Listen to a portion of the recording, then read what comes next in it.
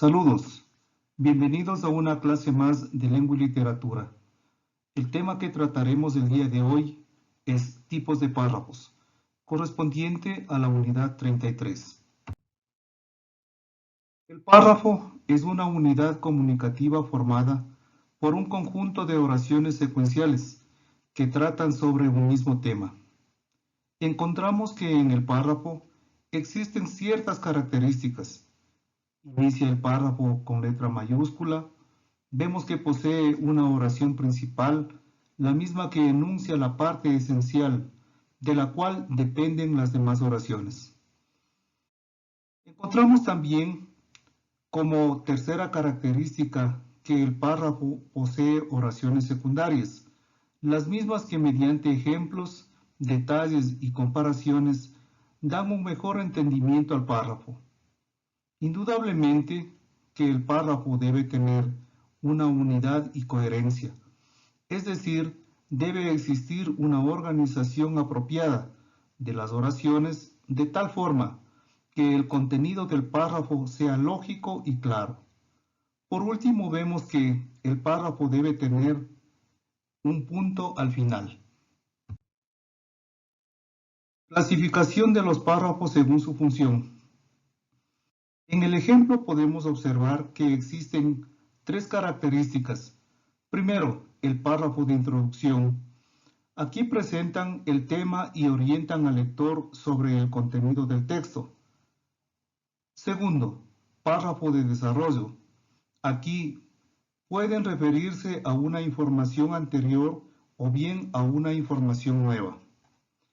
Por último, encontramos el párrafo de cierre o conclusivo.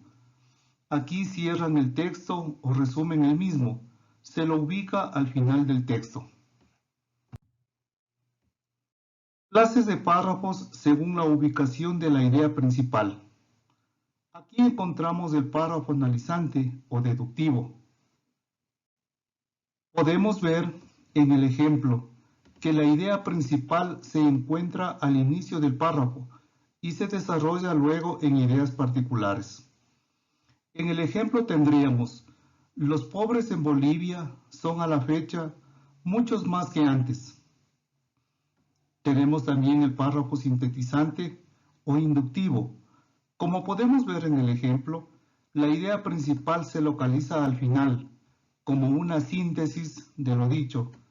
En las ideas particulares, en el ejemplo tendríamos: el cielo en invierno en la ciudad de La Paz es incomparable. Cuando la idea central se halla en el centro o en el medio del párrafo, hablamos de un párrafo centrado.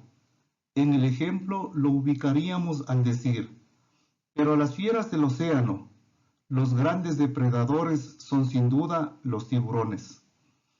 El párrafo encuadrado, además de plantearse al inicio la idea principal, se retoma y continúa al final del párrafo, a modo de conclusión. En el ejemplo, la idea principal sería: los árboles de eucalipto tienen una altura respetable. Y al final, como conclusión, sería: árboles como estos no deberían ser talados nunca. Encontramos además el párrafo paralelo. Aquí, la idea principal debe manifestarse según nuestro propio criterio.